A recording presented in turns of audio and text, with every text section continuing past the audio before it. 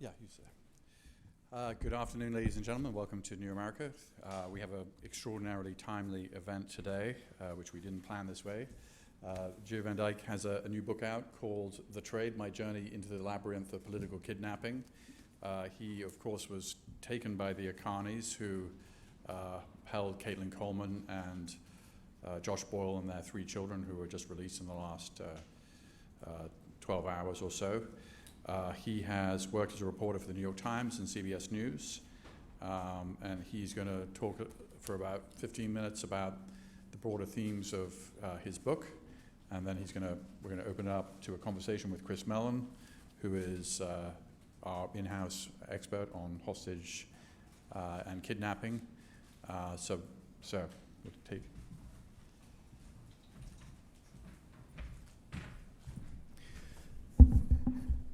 Thank you, Peter. Good afternoon. Thanks for coming. Last time I came here, we had a conversation. Peter was not here, but one of his colleagues, and we talked about a book I had written. This was in 2010 about my kidnapping. I thought we were going to do something similar today, but taking the train down, I, like you, all of a sudden read the emails and saw the events that had in some ways changed a great deal, but are really important to what we can talk about today. So what I'm going to do is just talk for 15 minutes a bit about my experiences about the book and how it relates to exactly what happened this morning, and then Chris will go from there. In 2008, I was kidnapped by a group of men in the tribal areas of Pakistan. I knew everything that happened inside my cell, but when I returned to the US,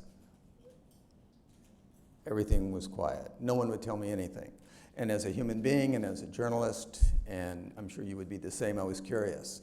And more I became even haunted that I didn't know anything that had happened to me or why I was released, except a man who was involved very much, and according to the small group of people, there were a group of people from CBS and a group of people from Pakistan and Afghanistan, led by an MI6 agent, who the CBS man said, saved my life. The FBI didn't do anything. And he mentioned this man named Michael, who's a crucial part of this book, saved your life. I met with Michael here, and he said we did everything possible to prevent a second Daniel Pearl. I was the next person kidnapped after him in Pakistan. Daniel Pearl, of course, was kidnapped in January 2002. He was slaughtered by Al-Qaeda within 10 days. The ransom demand was that we hand over the F-16s that we had sold to Pakistan and that we would treat Guantanamo prisoners better. In 2011, I believe it was 2011, a group of people, a good friend of Daniel Pearl's and others at Georgetown, over a 2-year period, got funding, and 21 people there did a study on what really happened to Daniel Pearl, how he was killed, and I read that a number of times, and I didn't believe it. I knew there was far more to that. In 2009, to go back for 1 minute, Daniel Pearl's father wrote an article in the Wall Street Journal, and he said, I feel that my son has died in vain. And I knew I had to contact them, but it was easier for me to cross a mountain from Afghanistan into Pakistan than to go see the Pearls or to talk to the Pearls. Finally, in 2010, after my book came out, I was pressed to do it. I wrote them a letter, and Mrs. Pearl wrote back and said, please come out and see us when you're next in Los Angeles. An opportunity came up in 2012, and I went out and I sat down with the Pearls. And Mr. Pearl it was very hard for him to see me there. It was very, very difficult. And I told him how guilty I felt and how sorry I was, in effect, that I survived and his son didn't. And he said, go on, Holocaust victims say the same thing. And Mrs. Pearl said to me when I described how it was for me with a mock execution, and when they went to pull out the knife that who I thought of was Daniel Pearl. She said, Danny was with you there, wasn't he? And that meant everything to me. When she came around after that and gave me a hug, we were in a restaurant.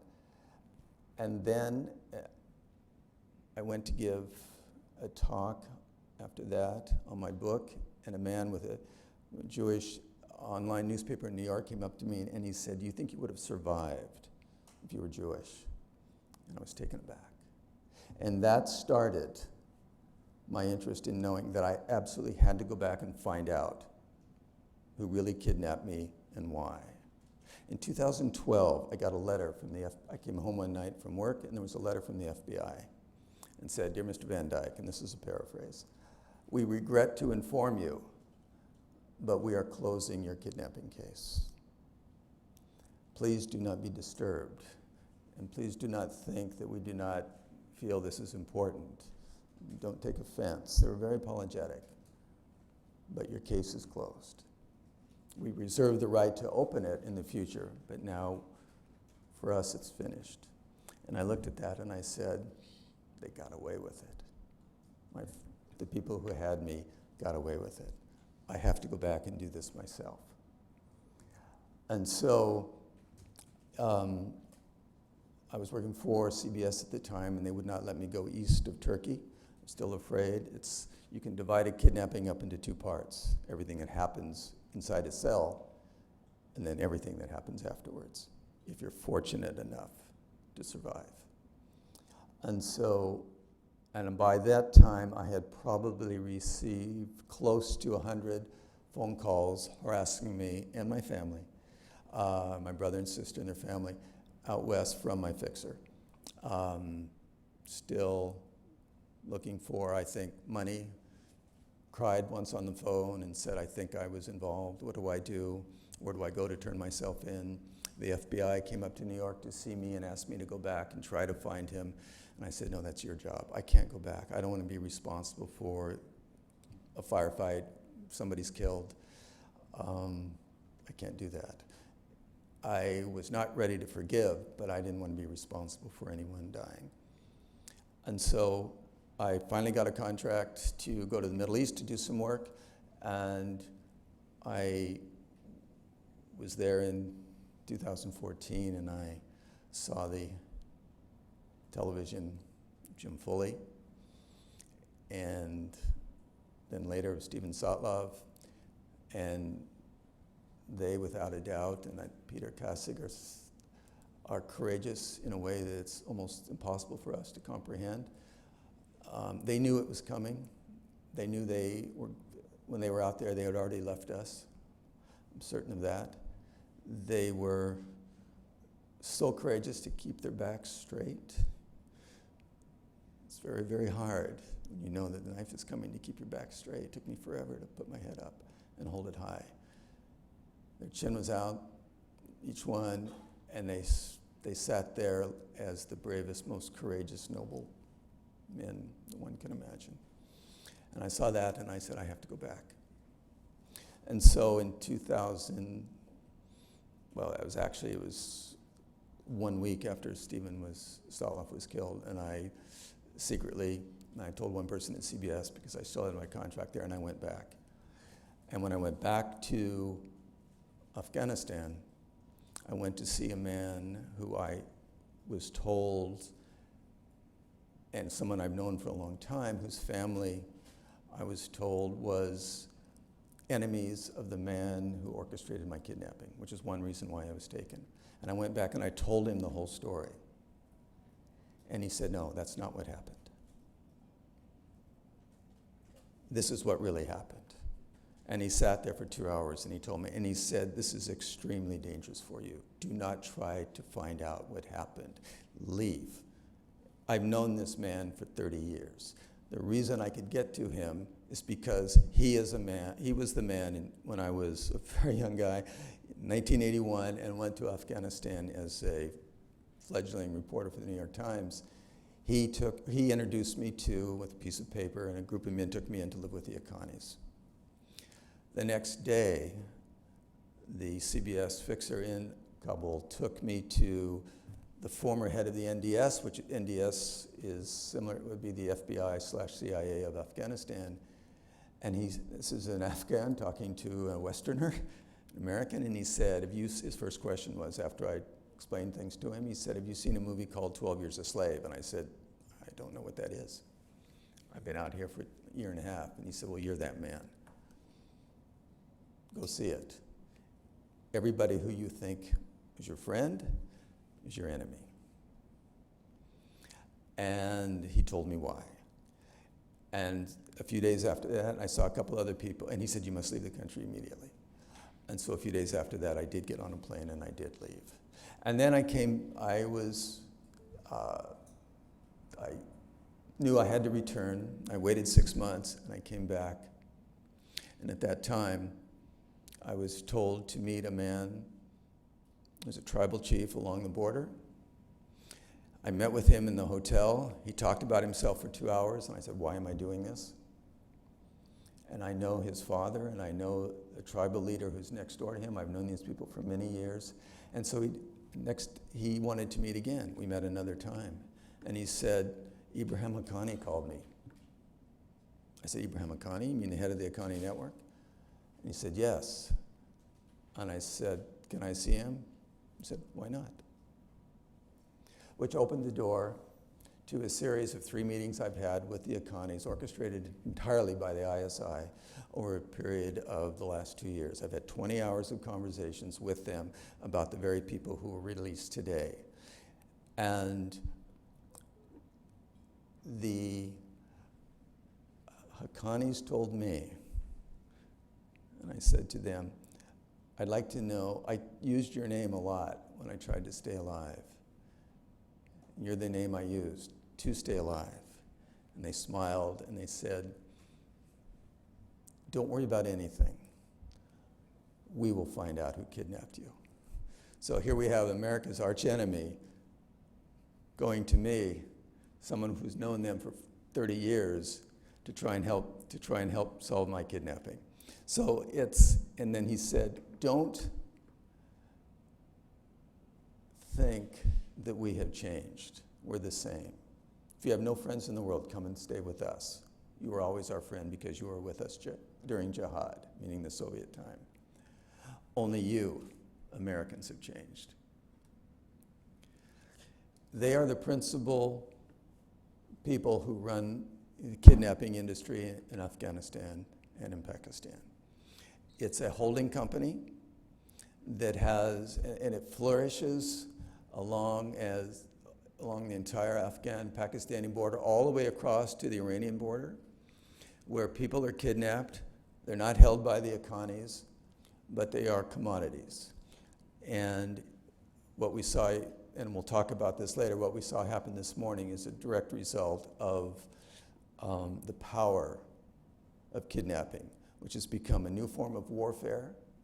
It is a way for the weak to fight against the strong. It's like suicide bombing, which started in 1995, and it exists. And this is what President Obama told all of us in 2015 here when they brought all the hostages who survived and the families of those who did not survive together to create a new hostage policy. And what the president said to us in that room, about 40 of us, "I would do everything in the world if one of my daughters was kidnapped. But my policy is, as President of the United States, I must take into calculation my U.S. foreign policy." These things exist in almost stateless areas where the rule of the law does not exist. The kidnapping of Daniel Pearl was the first kidnapping after 9/11. There was no ransom demand. There was a demand made of the U.S. government, in effect. After that, you had a kidnapping in August, I believe it was, in 2004, of 3 UN workers. This was about the same time that Nicholas Berg, an entrepreneur, a young man who was not a journalist on his own, was kidnapped and beheaded live on we saw it on television. And I was at CBS at the time, and I heard the people in there argue over how much to show of that on television. There was argument, no, you should not show him scream. You should not show him with a knife. And the U.S. government, particularly the U.S. military, was frightened that this was going out of control. And so they did everything possible to rescue the three people who were kidnapped in Kabul by the UN in August 2004. The UN paid, according to the head of NDS, 15 million euros. But that money disappeared. There's no way for me, and I spent months trying to track it down, talking to everybody involved. The only person who wouldn't talk to me was the head of UNAMA, the head of the United Nations mission, who's today in Colombia, to confirm that $15 million were involved. One of the men involved was the man in charge of my kidnapping. After that, because we still don't know exactly how much was how much the demand was. But after that, in 2007, in March, an Italian, Daniele Mastrogiacomo, was kidnapped. And the Italian government put pressure on Afghanistan. They released 5 Europeans. A ransom demand was paid. We don't know how much. And then they beheaded, not the Westerner, but his fixer and his driver. There was a documentary called The Death of Naji Naqshbandi, who was the man who was kidnapped.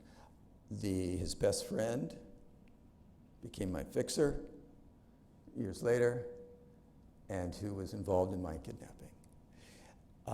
He learned a bit from, even though his friend was killed, how this was done. What you have is a business beginning.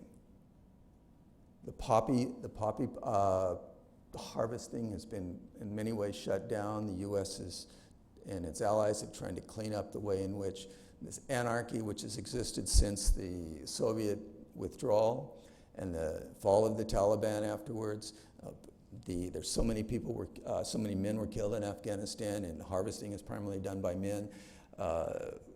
Wheat is something it's done by families, but mostly by men, and you need water to do this. You don't need as much water because the irrigation canals were bombed by the Soviets and thus destroyed.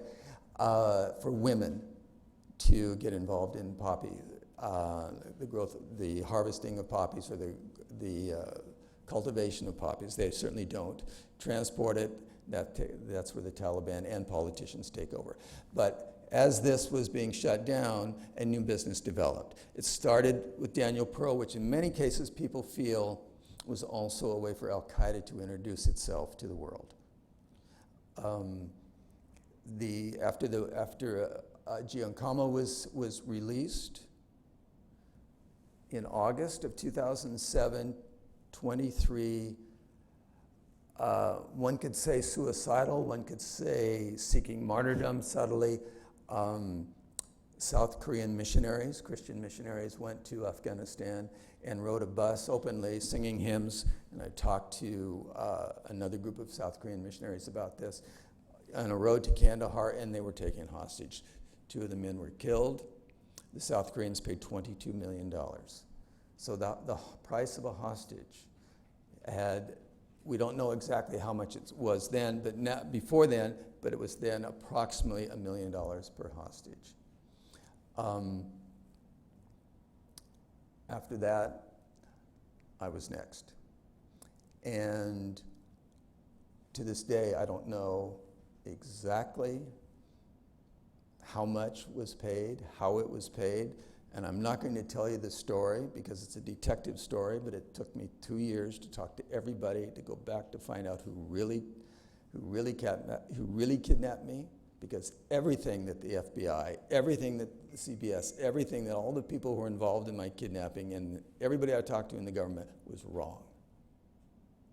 So I went back and talked to everybody I could who was involved. And that is the story of the book, and that's the journey into this labyrinth of kidnapping that today is such that Al-Qaeda in Yemen, when I was there in 2015, I was told this by the prime minister, who said he got it. He didn't know himself. He got it from Jack Snow, who was the foreign minister of the UK, $35 million in their bank account, so to speak. Today there's a protocol that Al-Qaeda has from Nigeria to Somalia on how to get as much ransom money as they can from the West. At one time it was about $250,000, and now it's up to, in some cases, $10 million. Yesterday I did a brief television interview on a company called Cheddar Television, which I'd never heard of a few days before. It was on the floor of the Wall Street of the New York Stock Exchange. And I said, every company in this, who's registered in this room, you may not know this, has now kidnapping and ransom insurance. It is close to a $2 billion industry worldwide that has exploded since 9/11. Lloyd's of London has a syndicate. Now, syndicate sounds sinister, but it's completely the opposite, of insurance and reinsurance firms in London that monitor and try to regulate and thus control the amount of money that companies pay. Whether you're Shell Oil in Nigeria, or you're IBM in Argentina, or you're a university that has, like NYU, that would have a campus in Dubai or Abu Dhabi, everybody is liable to this new form of warfare. The United States arguably went to war because Jim Foley was executed on television, which is the second most watched event since 9/11. 9/11 was a remembered event on television in polls with the American people. Number one is 9/11. Number two is the execution of Jim Foley. So what we have here is how the weak are able to use kidnapping against the strong. And it's something that we don't think about because it hasn't been in the news until this morning. When I met with the Ikanis, they wanted to use me as the intermediary to try and get their hostages released, because the son of the leader is being held by the Afghan government. He was picked up by the CIA in Doha, and it's all in the New York Times in 2014, and taken to Kabul. The Bergdahl Agreement, in which he was released in exchange for 5 men from Guantanamo. Well, part of that release also was that the Ikanis, according to the Ikanis, would be allowed to go to Doha to visit their families. Part of their family lives there.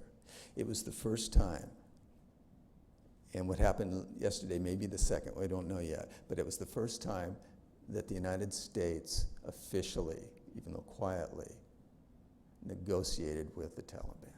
So the Ikani network, one group of terrorists, if you will, one group of freedom fighters, if you're on the other side, was able to use kidnapping to elevate itself to almost a government level. Whereas for years, as we all know, the Pentagon, or when Donald Rumsfeld was Secretary of Defense, what did he say? That they're not even enemy, they're non-combatants. Or forget the exact term. The Ikanis were able to use kidnapping to make the Taliban, in the eyes of the US government, a state organization, because they negotiated directly with them. So that is where kidnapping has taken us today. The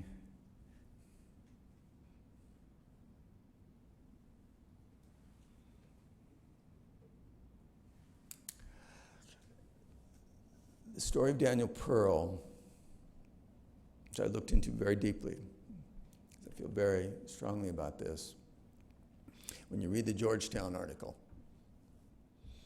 Georgetown University, and I don't want to denigrate any of the work that they did. It was very well done. But what they failed to do, they may have been afraid to do, or it was impossible for them to do, is really find out ultimately who was behind it. Whether it's Al-Qaeda in Yemen, whether it's the Ikanis in Pakistan, not in Afghanistan, but in Pakistan in this case, and to a degree from Nigeria across. kidnapping is not done in a vacuum. And by that I mean there is state involvement. That people, and sometimes it's not direct, often it's indirect. But al-Baghdadi has ties to Saudi Arabia. I'm not saying that Saudi Arabia orchestrated or was in any way responsible for the death of the Americans, but in my experience and in my studies, and part of this, my research bears this out in this book, is the backing of states indirectly of these organizations for their own geopolitical reasons, and kidnapping has become, like suicide bombing, the principal way to gain traction and, in some cases, defeat a far greater power. So that's what I'm just saying. If you want to. Yeah, thank you, Jere. If you want to sit down. Sure. So I want to start by saying thank you for being here to share your experiences and your book. I think I should begin by acknowledging something that happened today, which is very important, which is which you alluded to, but I want to be explicit about it, which is the release of 5 Haqqani hostages. Caitlin Coleman, her husband Joshua Boyle, Canadian, and their 3 children who were born in captivity. Coleman and Boyle had been held since around this time in 2012. There was a 5-year captivity by the Haqqani network. And that has sort of 2 impacts on our proceedings today. The first is a practical one, which is that Peter Bergen, who was supposed to be up here speaking with Jere, had done lots of wonderful preparation for that, had to dash and be in a TV studio elsewhere. So I'm here on about 5 minutes of preparation. So I hope you'll be a little bit lenient with me. And the second is that it gives us an opportunity to look at what happened today through the lens of Jere's very relevant experience and think about his captivity as part of this continuum of hostage-taking events in Afghanistan and Pakistan by the Haqqanis, from Bergdahl to Coleman and Boyle. What the Haqqanis told me, what Ibrahim Haqqani, who is the diplomatic head of the Haqqani network, virtually everything you read in the newspapers is that Jalaluddin Haqqani, who is his older brother, is the head of or has been the head of the Haqqani network. He was the founder. When I lived with them, there were 20 men. Today, they cover 2 countries, and they're active in the Middle East, and they're far, far greater. Supposedly, he's dead, but Ibrahim told me he's not, so he's very much alive.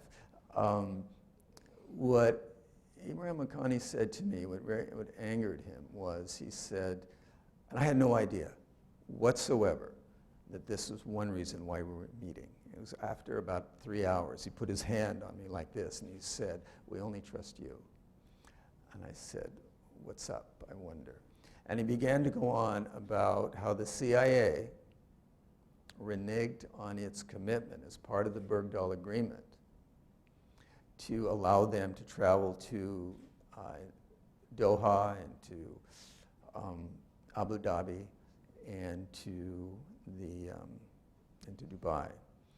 Jalaluddin Haqqani, unlike just about every Pashtun you will ever meet, has an Arab wife, thereby opening up the whole Arab world to him through family ties. And so they go back and forth. And Ibrahim was very angry that the CIA, in his words, not just lied, but kidnapped, perhaps the heir apparent, I'm not sure about this, at least a very important person to Jalaluddin, to the head of the Haqqani network, his son, and gave him to Kabul. And he is presently in prison there. And the Haqqanis were trying to do everything possible to exchange the 5 people who were released today, plus there are 2 more that they still hold, an Australian and an American professor. And there was an article in the Washington Post and the New York Times you may have seen about Paul Overby, another American, who perhaps is being held by them or not. And we've discussed that, Haqqanis and I have at some length. They're a bit vague. I haven't been able to pin everything down on that. But what they did say was we'll go anywhere. We'll go to Dubai. If you can arrange that for us. And I said, I can't arrange that. I'm not who you think I am. I don't work for an intelligence agency. But that doesn't mean anything because they would never believe that. And they were so upset that the U.S. did, in their words, the U.S. did not keep its word. And they wanted to do a swap. And this was a continuation of their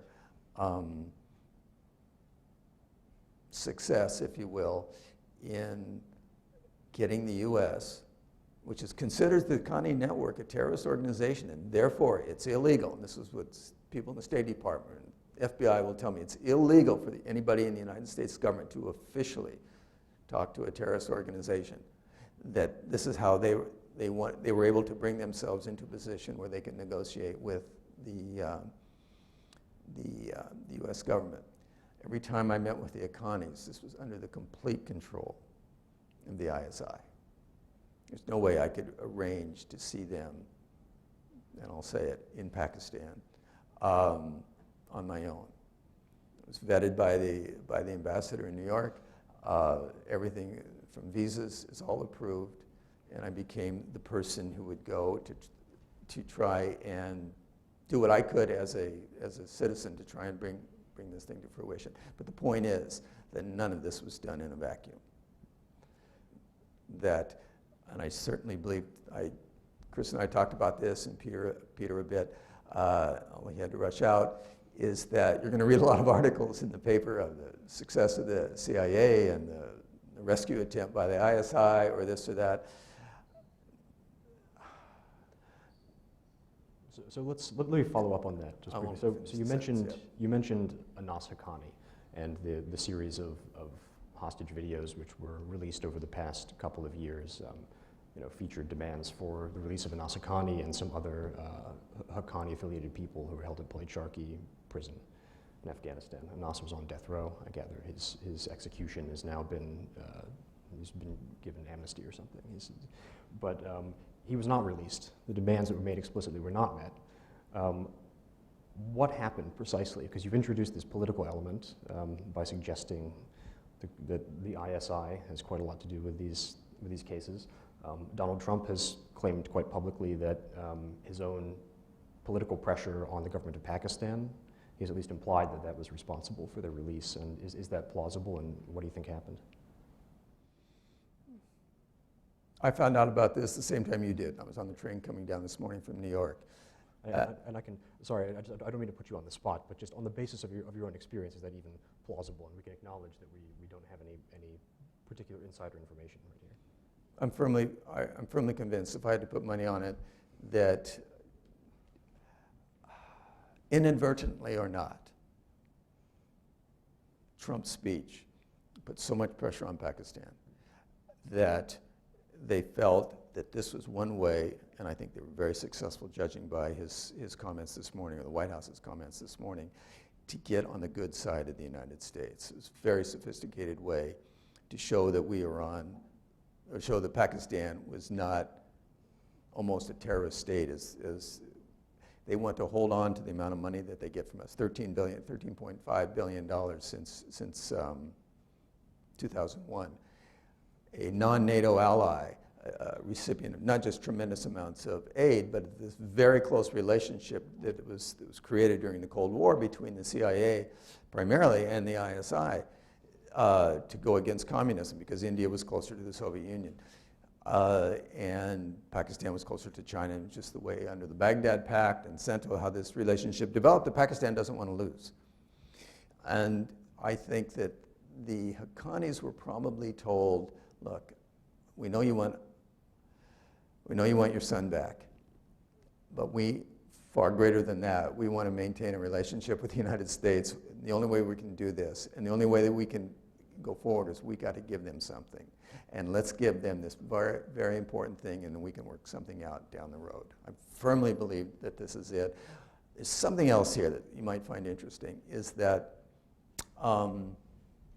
two people, of course, were held back. When I talked with Ibrahim Haqqani, he brought his son along. And I've watched over the 3 years that we've had these talks how his son has increased in power. And he's being promoted, if you will. And at the last time we met, he said, I'm able to make the decision on this. But what really bothers me is the children. I'm so concerned about the children. Now, when you're in captivity, there's tremendous amount of pressure on you because you become a commodity.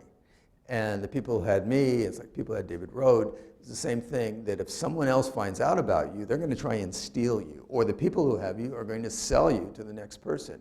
Then they called me the golden goose because I was worth so much money to them. I went to the New York Times a week after David Rode was kidnapped, and we had a small meeting, and one guy said they called him the Red Rooster. Why? And I said, that means they're not going to kill him.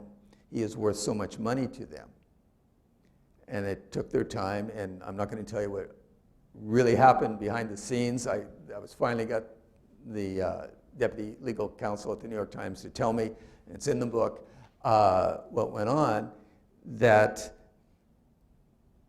it was a matter of, very simply, money. Now, with the children, and I'd heard last week that Caitlin was pregnant and that she was due to have a third child this week. Now, according to the reports now, she already has 3 children.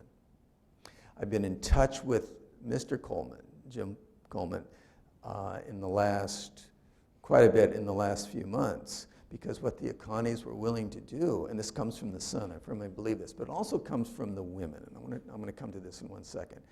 They were willing to bring the Colemans back to Pakistan to meet with their children and to meet with their daughter, Caitlin, and their grandchildren, if I would bring a letter with me from the U.S. government, thereby giving, again, another form of official approval of a negotiating started, they would allow them to meet with them. Now, think about this. Those of you who are married and have children, or just in general, to bear a child, and how are you going to do this, where the conditions are sanitary, and how are you going to bring the children up? And because in a village, in our case, there would the amount of water that we drink water, we would have to pour it on the floor if there was too much water, because if it seeped out, then the neighbors would know that there were more people in there. And in Pakistan, there's a saying that even a stray dog cannot go unnoticed in any Afghan or Pakistani, Pashtun, Pakistani or Afghan village. These people cannot, they're commodities, they're hidden. But I do think because the son was so concerned about the children, and his mother did not like the fact that he was meeting with us. She was afraid that something would happen. The person, a Pakistani that I had go with me, whom I trusted implicitly because she was part of my rescue team, and that she has made the arrangements with the ISI, that the mothers, I think, played a role here for the fear of the children and for the well-being of the children. Because these people have to be fed, the children have to be nourished, and I do think that this personal tie, as strange as it may be seen, with arguably the most clearly the oldest, and when you consider the number of people they killed, and I saw the Haqqanis the last time on the night of May 31, and I couldn't get to them for 2 weeks while I sat in the hotel room, and on May 31 they launched, I'm 90% sure, and I'm sure Chris and everybody else who follows this knows, the most devastating suicide attack maybe in the history of man. I don't know if there's been a worse one. They killed a minimum of 250 people and wounded hundreds more, done by the Haqqanis. That night they met with me to try and bring out the children. I think it came from the women, the mothers. The power of the mother is very powerful in a family, particularly inside the house. I want to ask a question about your continued engagement with Haqqanis, and I'm interested in whether it was also on the basis of a personal relationship or sympathy that they felt that you would be a conduit through which they could make contact with people in the United States, if you think that that's something they were doing through other people, or what their strategy was in continuing to engage with you and why they felt they could trust you. I wondered the same thing. Why are they doing this? What's up? What I noticed was that in the first meeting, first of all, I was surprised, one, that could see them again, without a doubt. They were so welcoming, very smiling, and big hugs, and we sat there. And we talked for about 3 hours. And time passed, and they realized, I think, that I wasn't interested in anything but them. I wanted to know about how they started, what their father was like, how they began the relationship to the Pakistanis. I had a contract to write a book, which is due, out of which this one came out of it. It's called the Haqqani Network in the Greater Middle East. That is my book contract. It's due in March. I'm 2 years behind because of this other book, and any writer here will understand that, and journalist.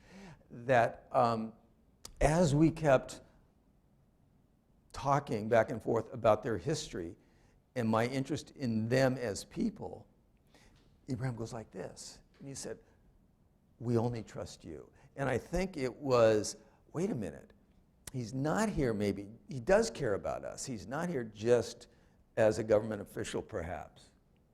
And I think that's part of it, that they felt, and because he went on about, they had captured a Soviet tank when we were up in the mountains once, and he was so proud, and he went back and he remembered the time, he was probably 20 years old then, of how he was able to start this tank after 20 minutes of fiddling with the engine, and he was reliving that glorious time and I was with them when their backs were against the wall, which is why he said to me, "If you have no friends in the world, you can always come and stay with us because you were with us during jihad." So there's this feeling of because I respected them, because they were so good to me and I wasn't critical of them, they felt, one, I think they could use me, and the government, and I've talked to the White House and the FBI and everybody about this, I don't keep any of this secret from the government, that they have said, "You are the honest person in between. You're the bridge. You can do this." Now, they haven't used me that much, really, in any official capacity. They don't need to. But they also said to me, "We've met with 2 CIA agents, and we couldn't stand either one. We refused to meet with them again. And we have not met with anybody since, my first meeting with them was in 2015. We talked for 8.5 hours, and I ended the conversation because it was 12:30 at night, and I was getting a little worried about how am I going to get out of here. So there's something there that a friendship, if you will, between us that is, it's hard for, it was so horrible to hear about the suicide bombing, and my instinct said they did it, and then to meet with them that night. But if it was a way to help the children and to help Caitlin, and that I would do it. Because I have I can say one thing, for David Rode, who's and I are so close because of, we're the 2 people who were kidnapped by the Haqqanis, and that whole network there, subcontractors to the Haqqanis, is that the trouble we've caused, the fact that I survived and Daniel Pearl didn't, is I feel a sense of responsibility, and it's a form of, this book is a form of, because there's so much in there, and I have permission from the families of those, the Foleys, the Kasigs, the Muellers, the Satlavs, to talk about what we talk about and what they talked about behind closed doors to Obama. That's all in there. Form of redemption to try and help. And so that's one reason why I stayed close to the Haqqanis. And to be somewhat calculated, it's also really interesting, journalistically, because I'm learning so much. And they tell me things fascinating. Thank you. Are we about ready to move on to audience questions? So Albert has the microphone. If you'd like to ask a question, please raise your hand. and wait for him to deliver the microphone, and then identify yourself and ask your question.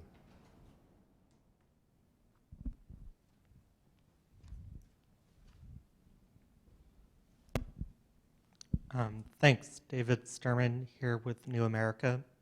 So my question regards, you talked a bit about how the business of political kidnapping emerges from larger structural forms.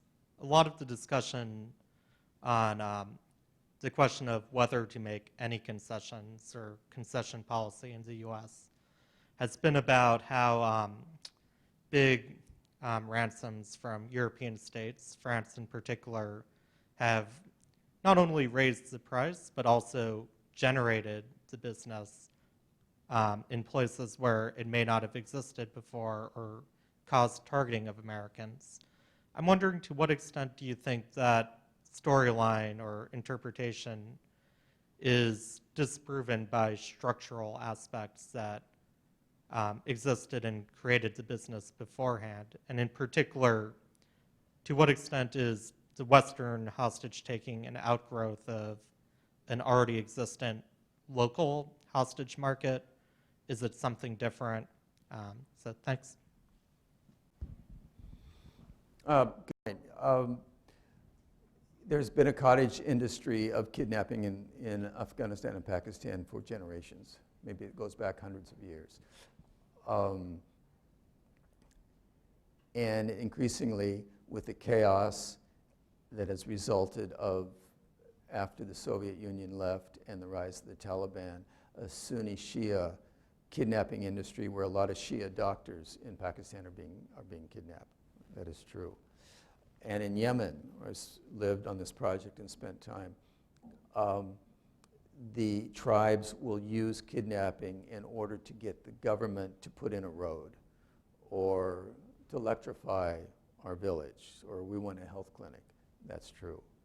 But it's never been anywhere approaching what the price is now of a hostage. And one reason that it's become very definitely a form of warfare and a way to, and without a doubt, it's a huge business. But the economy's never talked about money with me, never at all. We want to do a deal, and all we care about is our nephew. That's what they talked about. The children can go.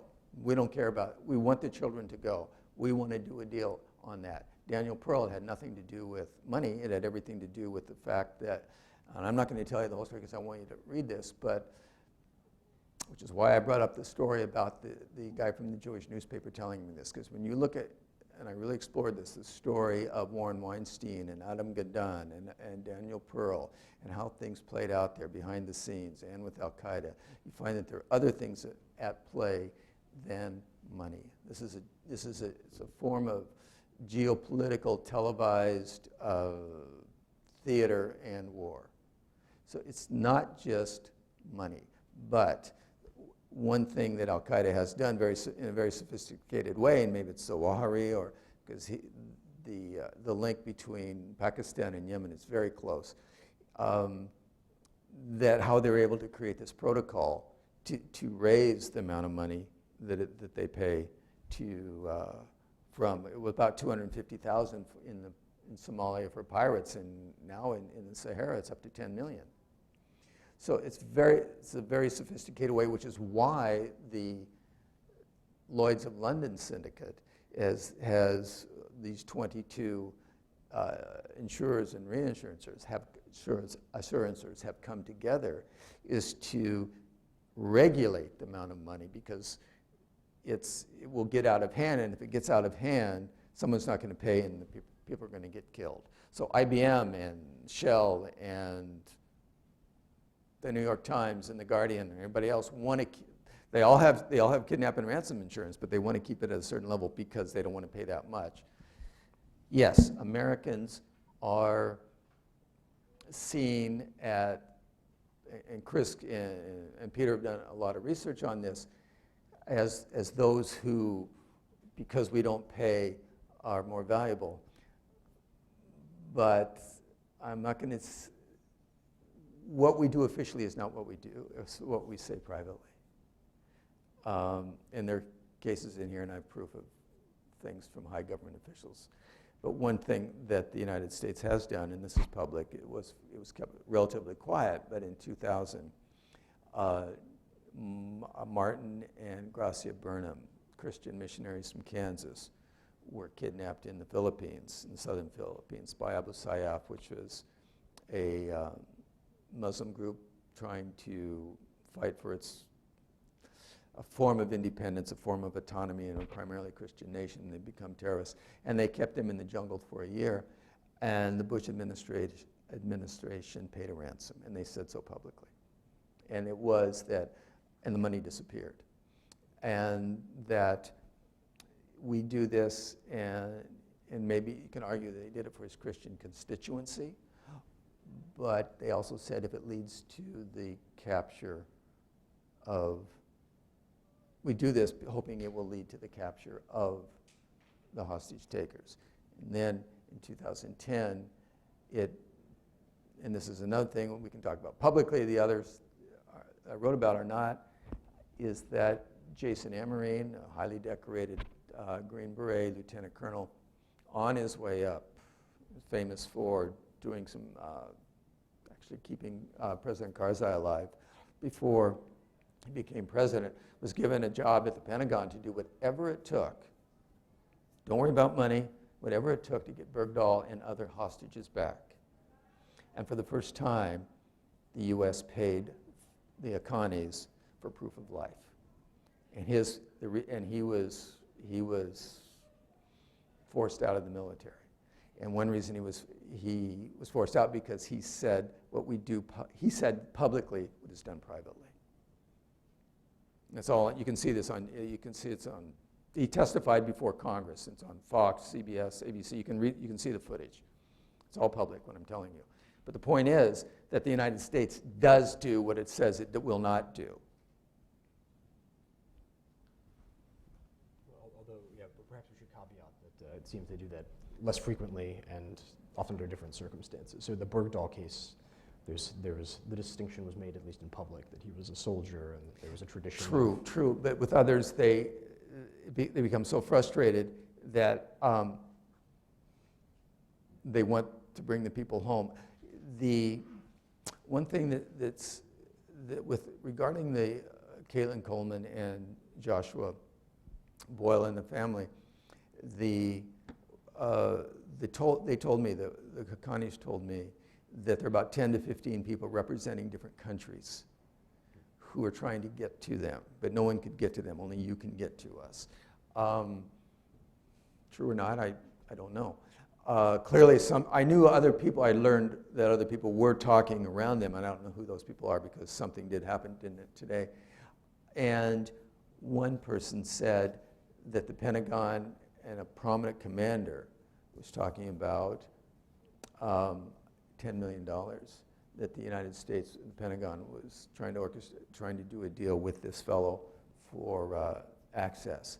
And I came back and I told him, if you're paying that $10 million to this person, you're going to lose that money. So there's a lot that seems to go on that we don't know about regarding the payment of hostages. But officially, the United States, Australia, Canada, New Zealand do not pay. And Chris can speak to whether that's valuable, whether that works or not, but I will say one thing, and then I'll stop this, is that Ed Kasich confronted in our meeting with, it was the NCTC meeting down here in June, private meeting, and this is, I'm not going to, he said I could say this, I saw it. He confronted number 2 guy in the FBI who said that you're not supposed to pay. We will not pay. And he said, you have no moral authority. You have no moral credential as far as I'm concerned. Wait until it's your son. Wait until it's your daughter. Wait until it's your husband, your wife. Then come and say that. And so it's something that everybody has to really think about in that regard. Geopolitically and officially, it is one thing. What happens underneath and what families feel are completely different. Every family today is very angry at the government because the government won't tell them what really happened. Talk to any of them. They don't know. And that includes the Daniel Pearls.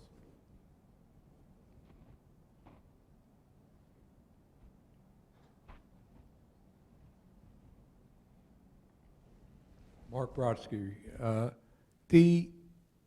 Where does the money go? I presume it's transferred in cash of some form, in bills. Money's traceable? I mean, the first thing about crime fighting is follow the money. And you just say it disappears. That seems very strange to not know where the money goes. I agree. I don't have an answer to you. I don't know. I know that I've heard stories in my case, and I know stories officially in the New York Times case.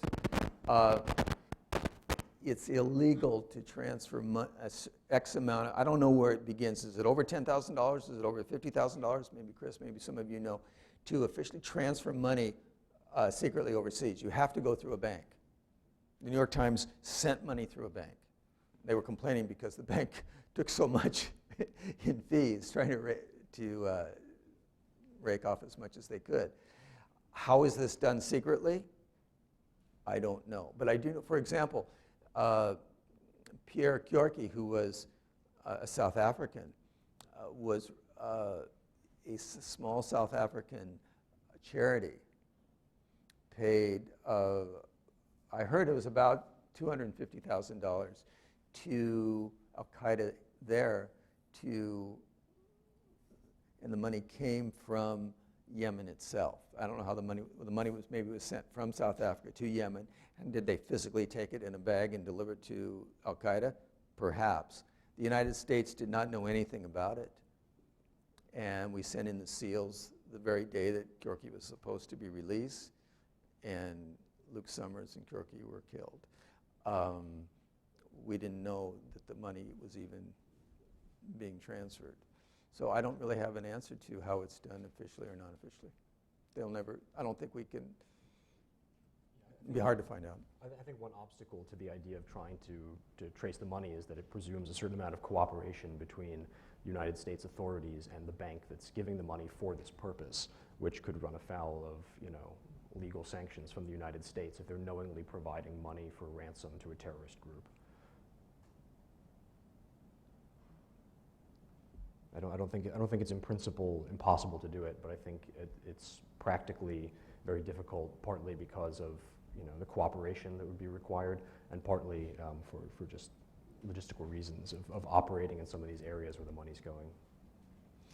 When I was a very young man, I worked on the Hill here from Washington State for my senator, and I had a good friend who worked as an aide, another senator, and his wife works for an intelligence agency here. She'll never tell me which one, and that's what she's supposed to do, is to be quiet about. But she said to me, there's so much money floating around out there that one can use indiscriminately. We have money, or Pentagon has money, or CIA, whomever has money. It's out there. So maybe it's this cash transaction. I mean, she was very glib about it. Not glib, but she was, there's so much money out there. I don't know. Jason Amerine said, Colonel Amerine, I had unlimited funds to think out of the box, to do whatever I could. And he somehow made I said, how do you know the economy? He said, I have contacts. Maybe through Karzai, because he worked so closely with him before he became president up in the mountains. Somehow the Pentagon was able to transfer that money, and it disappeared, and the FBI was so angry that the military was involved that they threatened to this is all public, threatened to court-martial him, and he was eventually, or to sue, the FBI wanted to sue him. It was tribalism. We want to control this. But the Pentagon did clearly in some way move money. I don't know how.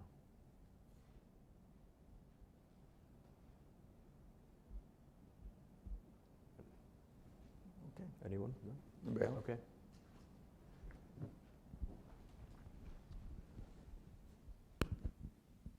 Thank you for the presentation. But so you were talking about they have insurance policies. These large corporations have they been known that so the insurance companies now pay these ransoms?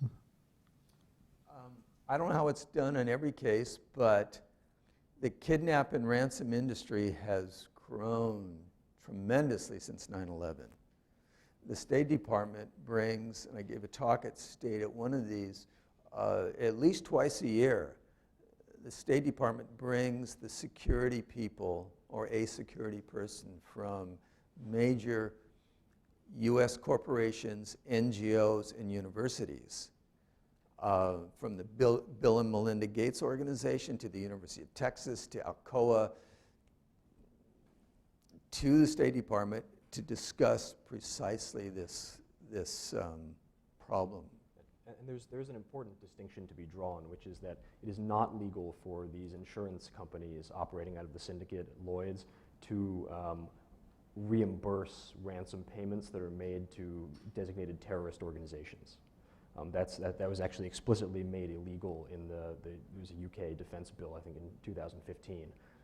It had been presumably illegal prior to that under other international sort of terrorism agreements, but so the way it typically works is that if you are, say, an oil worker in the Niger Delta and you're kidnapped by pirates, by militants of some sort, your KFR insurance stipulates that a private security company will intervene on your behalf. They know how to do the negotiations, deliver money, et cetera, and then the insurance company will reimburse that security company for the amount that's been paid.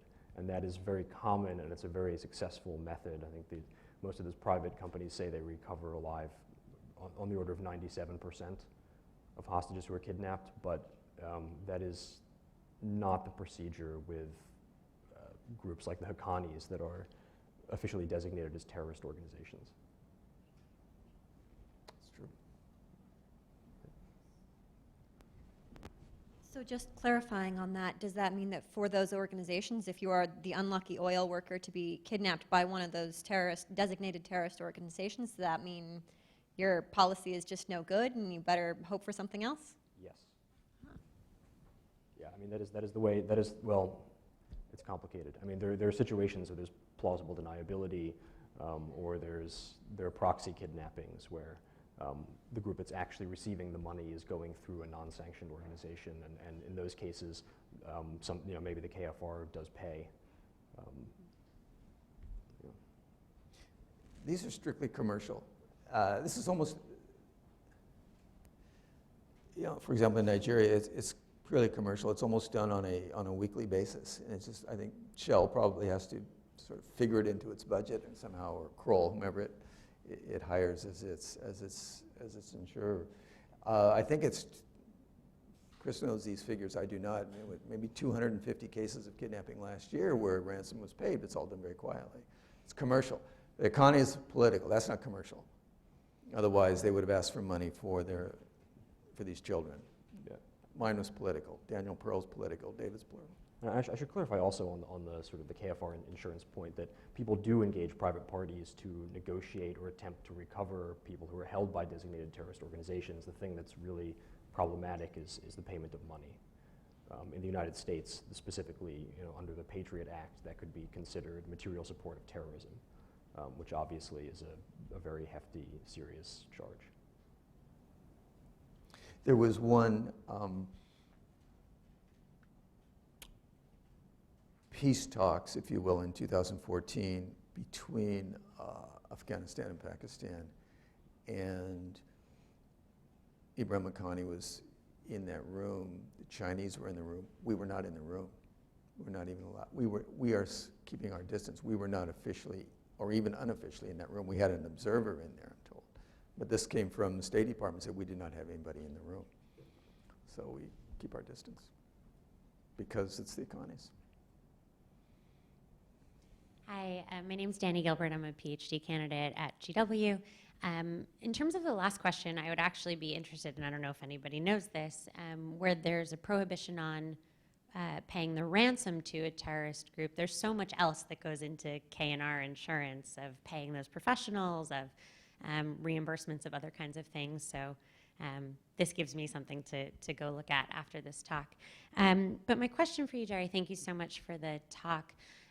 We've seen kidnapping change so much over the past several decades, from airplane hijackings in the 70s and 80s to what we're seeing today. And so much of the move in criminal kidnappings is moving more to digital and extortion and sort of holding something hostage without the human hostage. What do you see as changing trends in political kidnapping? If you were to take a guess, where is this crime going?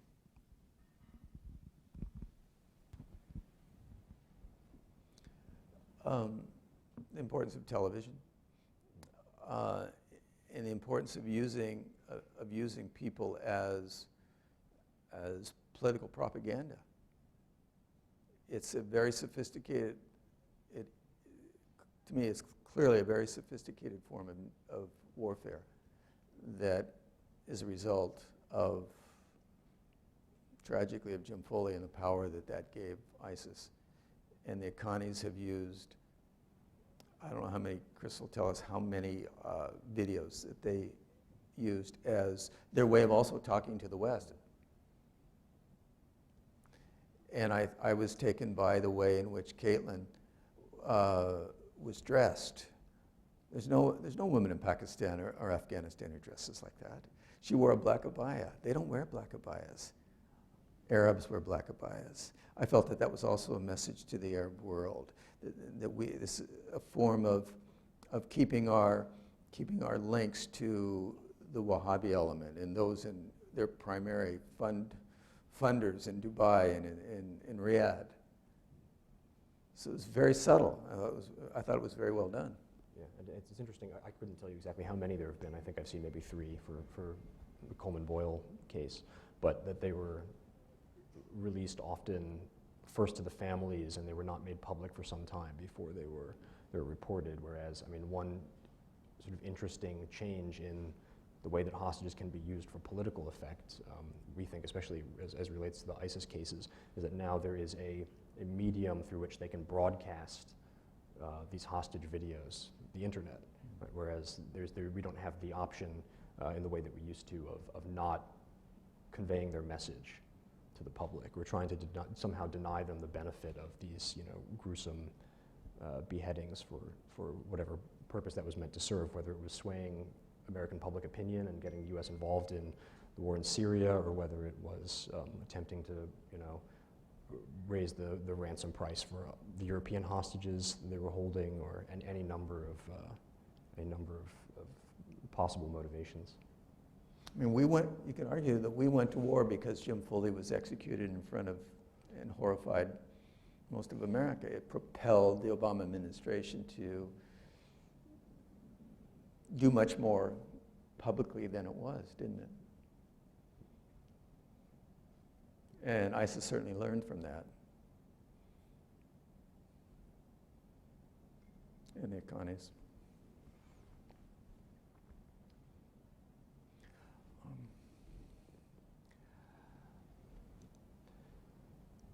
Okay, so we're closing in on our time. What are we, maybe 10 minutes left? Do we have any further questions? There are hostages out there now still, and they haven't been publicized, but I think we're going to hear about them in the future because, insofar as the Afghanis are concerned, they still want their son back. I firmly believe that this very well done operation by Pakistan and its proxy army, the Afghanis, is very successful, and it's done so much for the geopolitics of Pakistan with the United States, just the release of them. So the fact that it's something that we can identify with, and it touches us, and the children especially. And the fact that the Afghanis would even allow me to bring the Colemans and the Boyles to visit their grandchildren, they play with that, and they would want that on television. Thank you very much. Right. Thank you very much, Jere, for being with us and for that